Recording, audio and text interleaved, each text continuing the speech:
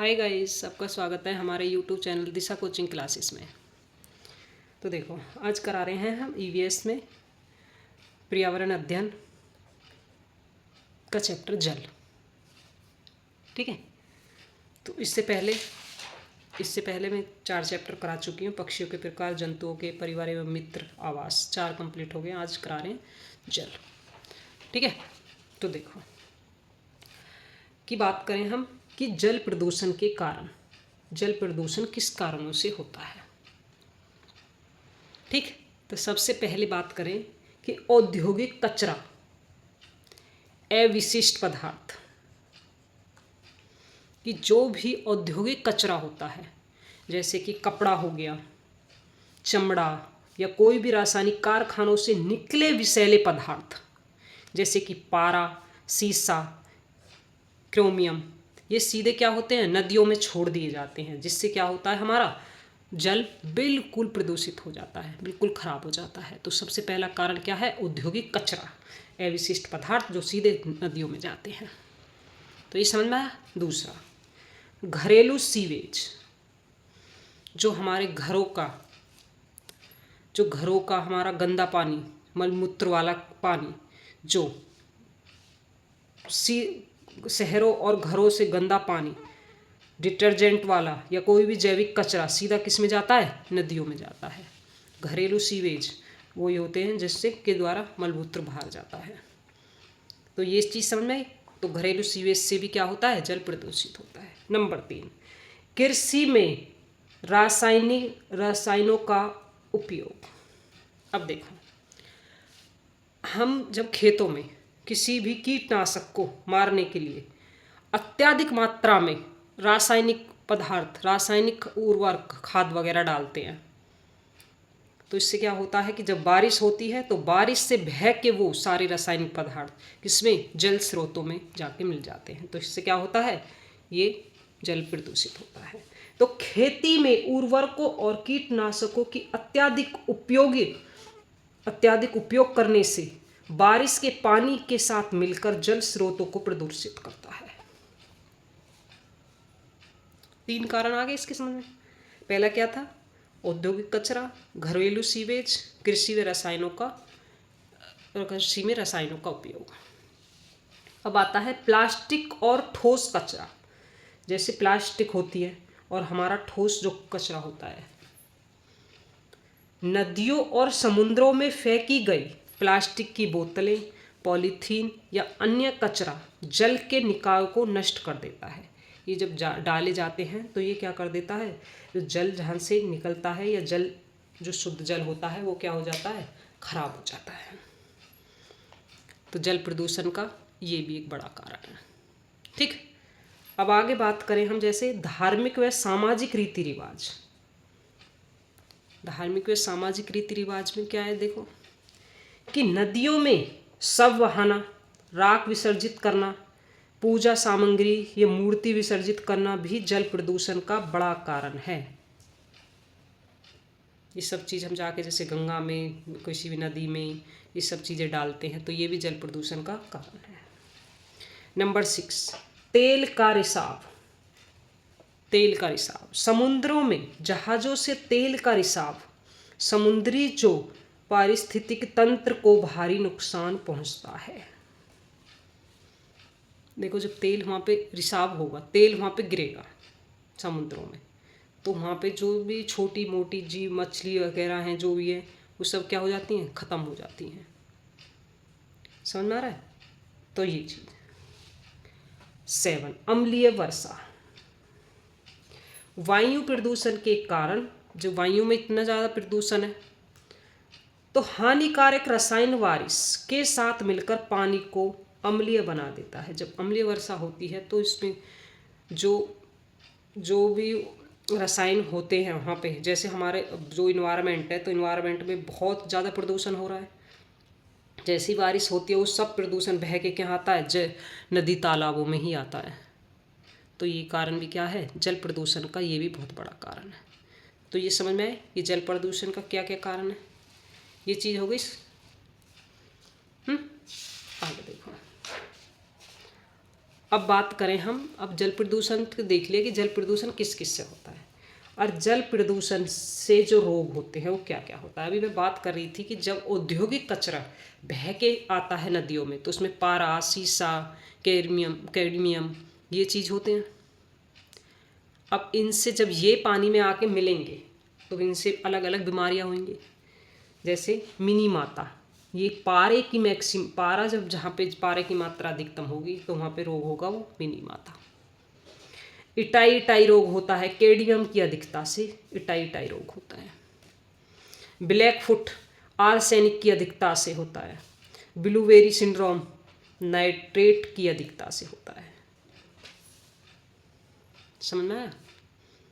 तो ये बहुत इंपॉर्टेंट है। मिनी माता किससे होता है? इटाई, ब्लैक फुट और ब्लूबेरी सिंड्रोम, ये रोग जल प्रदूषण के से होते हैं रोग। अब इनमें नॉर्मली जो हम होते हैं वो जैसे टाइफाइड है, हैजा है, पेचिस है, कलार, अतिसार, ये हमारे नॉर्मल बीमारी है जो जल प्रदूषण से फैलती है। समझ में आ गया?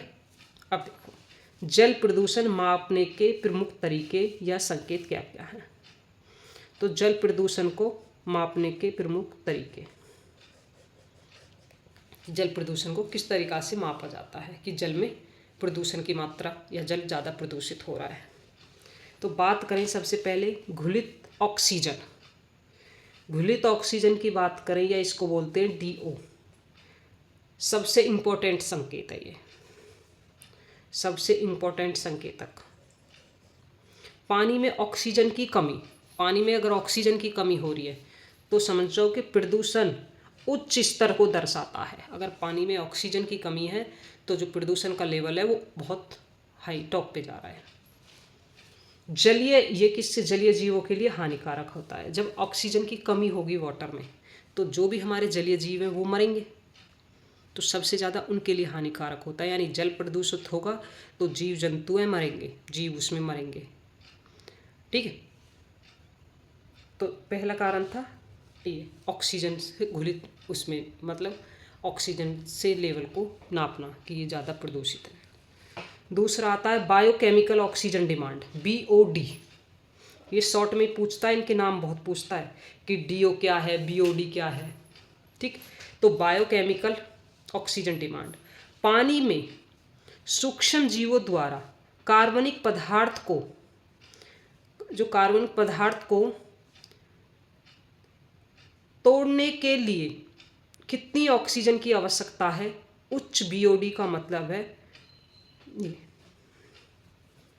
मतलब कहने का ये है कि जो पानी है, पानी में सूक्ष्म जीव है जैसे, ठीक, वे कार्बनिक पदार्थों को किस तरीक़ा से तोड़ सकते हैं, इसमें कितनी ऑक्सीजन की आवश्यकता होती है, इसे बोलते हैं BOD। इसका मतलब है क्या हो रहा है? उच्च प्रदूषण हो रहा है।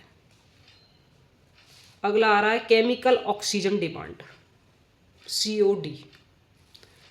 पानी में प्रेजेंट कार्बनिक और अकार्बनिक प्रदूषणों को रासायनिक रूप से ऑक्सीकृत करने के लिए आवश्यक ऑक्सीजन की मात्रा, मतलब कहने का ये है पानी में जो प्रेजेंट है कार्बनिक अकार्बनिक प्रदूषक पदार्थ या रासायनिक रूप से ऑक्सीकृत करने के लिए कितनी ऑक्सीजन की आवश्यकता है, उसे बोलते हैं केमिकल ऑक्सीजन डिमांड। कितनी ऑक्सीजन की डिमांड हो रही है, ऑक्सीजन की ज़्यादा ज़रूरत तो पड़ेगी। समझ में आ गया? अगला होता है TDS, पानी में घुले हुए कुल ठोस पदार्थों की सांद्रता। ये TDS के द्वारा कितने पदार्थ, कितनी मात्रा में ठोस पदार्थ पानी में घुले हुए हैं, ये TDS से नापते हैं। pH स्तर, पानी में अम्लीय व क्षारीय की माप, कि पानी में कितना अम्लीय है कितना क्षारीय है, pH स्केल के द्वारा नापते हैं। समझ आया कि पानी कितना ज़्यादा एसिडिक हो रहा है, कितना बेसिक हो रहा है। बायोसेंसर, IIT बॉम्बे द्वारा विकसित एरो ट्रैक जैसे उपकरण फिनॉल और बेंजीन जैसे विशिष्ट प्रदूषकों की पहचान करते हैं। समझ आ रहा है? कि एक उपकरण के द्वारा, एरोट्रैक उपकरण के द्वारा, कि पानी में कितनी फिनॉल है, कितनी मात्रा में बेंजीन है, तो इनसे प्रदूषकों की पहचान करते हैं। तो ये सारी चीज़ें आई समझ में। तो ये इनके नाम याद करना ज़्यादा इम्पोर्टेंट है कि कौन कौन से होते हैं जिससे हम जल प्रदूषण को माप सकते हैं। बायोसेंसर के द्वारा, बायोसेंसर बोर्ड जो मापती है, ठीक है, पीएच स्केल द्वारा, टीडीएस द्वारा, केमिकल ऑक्सीजन डिमांड द्वारा, बायोकेमिकल ऑक्सीजन डिमांड द्वारा और घुलित ऑक्सीजन द्वारा। इन चीज़ों से हम पता लगाते हैं कि पानी में कितने ज़्यादा प्रदूषित हो रहा है, पानी कितनी मात्रा में प्रदूषण है। तो ये नापते हैं जल प्रदूषण को इनके द्वारा। यहाँ तक ये चीज़ आ गई समझ में। आगे देखो, अब देखो, अब जल प्रदूषण के उपाय क्या क्या है। तो देखो, तो आप भी जानते हो इस चीज़ को, जल प्रदूषण के क्या उपाय हैं। सबसे पहले कि बेहतर सीवेज व्यवस्था, मतलब कहने का ये है जो भी हमारे सीवेज होते हैं वो अच्छे से व्यवस्था होनी चाहिए उनकी, मतलब कहीं पे लीक ना हो। जो सीवर वगैरह डाल दिए जाते हैं तो वो अच्छी व्यवस्था होनी चाहिए उनकी, कि कहीं पे लीकेज ना हो, ताकि पानी के स्रोतों को खराब ना करें। समझा है। दूसरा, जैविक खाद का प्रयोग, मतलब खेतों में रासायनिक खाद ना डाल के जैविक खाद पदार्थ डालें। इससे क्या होगा कि जल प्रदूषण बचेगा। का उपाय है औद्योगिक अवशिष्ट नदियों में जाने से रोकना, मतलब जो औद्योगिक अवशिष्ट पदार्थ हैं, जो मैंने बताया था, पारा है, सीसा है, क्रोमियम है, ये सीधे हमारे क्या देते हैं, नदियों में जाते हैं, फैक्ट्रियों से निकलते हैं और सीधे नदियों में जाते हैं। तो इन्हें नदियों में जाने से रोकना। जो भी हमारे औद्योगिक फैक्ट्री वगैरह हैं उनसे जो कचरा निकलता है, जो खतरनाक पदार्थ, अवशिष्ट पदार्थ निकलते हैं, उनको नदियों में जाने से रोकना।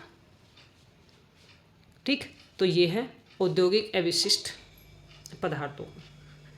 अब नंबर 4, 1986 में पर्यावरण संरक्षण नियमों का कड़ाई से पालन करना।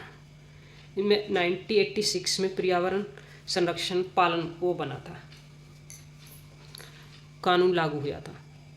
तो उनके कड़ाई से पालन करना, कि कहीं पे भी कोई भी जैसे ठोस पदार्थ हैं कि कहीं पे भी हम नदी वगैरह में यूं ही डाल देते हैं, ठीक, तो उनका सही से पालन करना, तो ये जल प्रदूषण को रोका जा सकता है। आगे समझ में। अब एक ये इम्पोर्टेंट पॉइंट है बहुत, कि जल संरक्षण, पानी की बर्बादी कितनी है कर रहे हैं, समझ में आ गया। तो पानी की बर्बादी को रोकना, मतलब कहने का ये है कि पानी की बर्बादी रोकना, कि जैसे कहीं पे देखो ऐसे यूज करते हैं कि मान लिया बहुत मात्रा में पानी यूँ ही बहा जा रहा है, टंकियाँ खुली छोड़ देना, इस तरीक़ा की व्यवस्थाएं। मतलब देखो, हम अगर एक एक आदमी भी अपने घर से भी सारी व्यवस्थाएं करे, ऐसे ऐसे धीरे धीरे फैलेगी।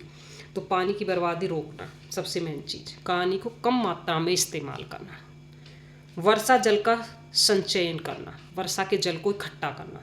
जैसे छतों पे पानी भर जाता है बारिश का, तो उस पानी की इस तरीक़ा की व्यवस्था बनाई जाए ताकि वो पानी ज़मीन पे आके छोड़ा जाए, ज़मीन के स्रोतों को, पानी के स्रोतों में। ठीक है। घरेलू उपाय मतलब जो बहते हुए पानी को तुरंत मरम्मत कराना, जैसे टंकी वगैरह कहीं पे पाइप वगैरह लीकेज हो रहे हैं, पानी बह रहा है, ऐसे रिसाव को रोकना, मतलब बेहतर तरीके से मरम्मत करा के रखना। घरेलू उपाय सबसे ज़्यादा। पुनः उपयोग मतलब जैसे एक बार पानी को यूज करके दोबारा यूज में लाना। जैसे हम सब्जियां वगैरह धोते हैं पानी में, तो उस पानी को पेड़ों में इस्तेमाल करो, पेड़ों में डालो, तो पानी का पुनः उपयोग करना। ठीक। जल स्रोतों, जो जल के स्रोत होते हैं जैसे नदी तालाब, को साफ सुथरा बना के रखना, उसमें कोई भी अवशिष्ट पदार्थ, कोई भी ठोस पदार्थों को मत डालना। तो इससे क्या होता है कि जल संरक्षण को रोका जा सकता है। ये समझा है। अब देखो, जल के प्रकार। जल दो प्रकार के होते हैं, एक होता है मृदु जल और एक होता है कठोर जल।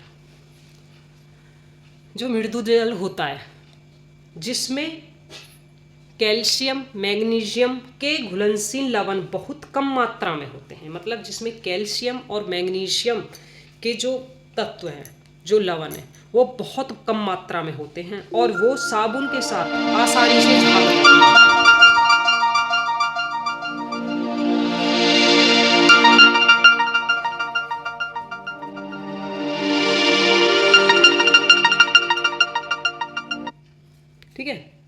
पानी के साथ आसानी से झाग देते हैं, जिसमें कैल्शियम मैग्नीशियम के घुलनशील लवण क्या होते हैं, बहुत कम मात्रा में होते हैं और साबुन के साथ आसानी से झाग देते हैं। कैल्शियम मैग्नीशियम के घुलनशील लवण बहुत कम मात्रा में होते हैं और वो साबुन के साथ आसानी से झाग देते हैं, जैसे कि वर्षा का जल, आसुत जल। ये समझ में। अब आते हैं कठोर जल पे। तो कठोर जल क्या है, जिसमें कैल्शियम मैग्नीशियम के जो लवण होते हैं, घुलनशील लवण जो होते हैं, वो साबुन के साथ आसानी से झाग नहीं देते। इसमें मैक्सिमम मात्रा में कैल्शियम मैग्नीशियम के लवण घुले हुए होते हैं, तो ये आसानी से साबुन के साथ झाग नहीं देते हैं। क्या कहलाता है, कठोर जल कहलाता है। अब कठोर जल जो होता है वो 2 टाइप का होता है। एक तो होता है स्थायी कठोरता और एक होती है अस्थायी कठोरता। तो स्थायी कठोरता की बात करें, जिसमें कैल्शियम और मैग्नीशियम के क्लोराइड व सल्फेट के कारण जिन्हें उबाल कर नहीं हटाया जा सकता। मतलब कहने का ये है, अगर हम पानी को उबालें तो जैसे देखो, मैग्नीशियम कैल्शियम कार्बोनेट के कारण जो पानी उबालने से दूर हो जाए, जो मैग्नीशियम कैल्शियम के आयन उसमें लवण घुले हुए हैं, वो मतलब उबालने से दूर हो जाए, या Na2CO3 धावन सोडा मिला के और इसकी कठोरता को दूर किया जा सके, तो वो होती है अस्थायी कठोरता। और जो उबाल कर ना धावन सोडा है ना किसी से भी ना दूर की जा सके, उसे बोलते हैं स्थायी कठोरता, यानी परमानेंट कठोर है ये। समझ में आ गया। और ये होती है अस्थायी कठोरता। इसको हम उबाल के, पानी को उबाल के या फिर इसको Na2CO3 धावन सोडा को मिला के इससे क्या कर सकते हैं, इसकी कठोरता को दूर कर सकते हैं। तो ये होती है अस्थायी कठोरता। तो यहाँ तक की चीज़ें समझ में आई। तो ये चैप्टर है आपका जल। ठीक, तो यहाँ तक आगे समझ में। धन्यवाद।